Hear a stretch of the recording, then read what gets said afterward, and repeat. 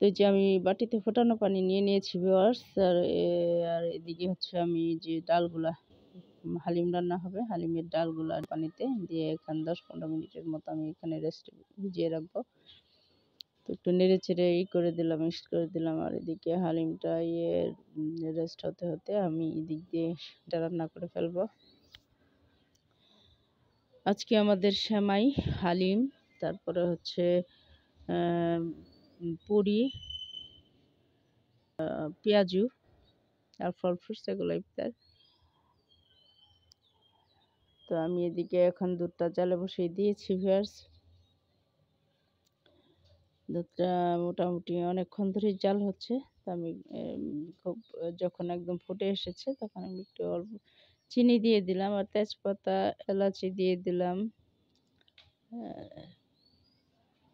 আর এই যে এখন এখানে সেমাইগুলো, আমাদের একটা দেশীয় সেমাই, তো সেমাইগুলো ভেজে রেখেছিলাম, হালকা একটু ঘিয়েতে ভেজে রেখেছিলাম, মানে টেলে নেওয়া যেটাকে বলে, টেলে নিয়ে এখন সেটাকে আমি করে দিয়েছি, ঢেলে দিয়েছি, ঢেলে এখন নামিয়ে নিয়েছি।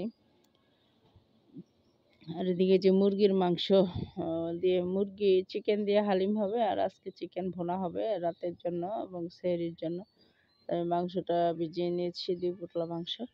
আর এদিকে আমি হচ্ছে হালিমের জন্য পেঁয়াজ বেরেস্তাটা করে নিচ্ছি। তো ওই যে পেঁয়াজটা এক হাতে 10 কাজ করলে যা হয় ফিয়ার্স। তো আমি যে পেঁয়াজ বেরেস্তা মোটামুটি একটু পড়ে গেছে, মানে ওই রকম গোল্ডেন ব্যাটারে জালটা একটু বেশি দেওয়া ছিল যে আসলে। তো এই যে এখন আমি অলরেডি পেঁয়াজটা নামিয়ে, অর্ধেক পেঁয়াজ বেরেস্তা নামিয়ে আর অর্ধেকের মধ্যে যে চিকেনগুলো ঢেলে দিলাম, ছোট ছোট পিস করে, মানে কিউব করে কেটে নিয়েছিলাম চিকেনগুলো, হালিমে যেভাবে দেয়। তো আমি শুধু বুকের মাংসটাই নিয়েছি ভিউয়ার্স, বুকের মাংসটা দিয়ে হালিম রান্না করেছি। তো ওখানে যে হালিমের মশলা দিয়ে মাংসটাকে একদম কষিয়ে নিয়েছি। তো এই যে দেখুন কষিয়ে এসছে। এখন আমি এই যে দিয়ে দিব হচ্ছে যে 10-15 মিনিট ধরে ভিজিয়ে রেখেছিলাম ডালগুলো, হালিমের ডালগুলো এতে আমি ঢেলে দেবো এখন।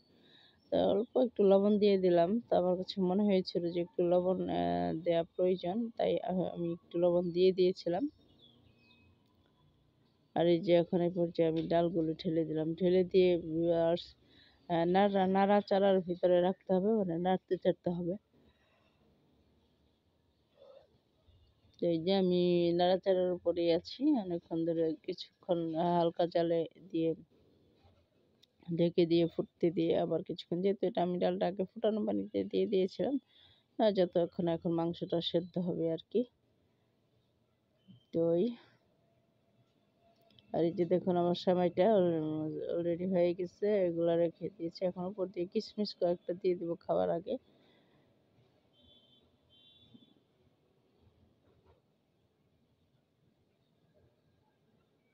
আর এখন আমি হচ্ছে হালিমটা এখন দমে দিয়ে দিয়েছি ভিউয়ার্স, দমে দিয়ে দেন উপর দিয়ে আমি একটু ডেকোরেশন করে নেবো। আর এদিকে তো হচ্ছে লুচিগুলো ভেজে নিচ্ছি, যেহেতু লুচি হবে। আসলে আমার ঘরে হালিম বানালে আমার সবাই লুচি খেতে চায় ভিউয়ার্স, এবং আমি নিজেও দেখি আসলে কম্বিনেশনটা অনেকই ভালো, মানে হালিম দিয়ে রুটি খেতে সেই লাগে ভিউয়ার্স। হালিম, রুটি, সেমাই এগুলো দিয়ে খেতে। এবং এটার পরে ইফতারিটার পর কেউ আর ভাত খাবে না ভিউয়ার্স রাতের বেলা, একদম সেহরি খাবে। মানে এতই মজাদার, 4টা-5টা করে লুচি খাবে এক একজন। আর হচ্ছে হালিম, সাথে সেমাই, ফল ফ্রুটস জুস, আর হচ্ছে শরবত। এগুলো থাকলে তো আর ভাত খাওয়ার কথা তেমন মনেই হয় না আসলে। কিন্তু আমি হচ্ছে যে ভাতে পাগল। এই যে দেখুন হালিম, এখন এই যে ডেকোরেশন উপর দিয়ে পেঁয়াজ বেরেস্তা, কাঁচামরিচ, আদা কুচি এগুলো দিয়ে নিয়েছি। আর এই যে হচ্ছে সেমাই। তো এখন ইফতারির সময় হয়ে গেছে, সেগুলো একসাথে সার্ভ করে দেওয়া হবে।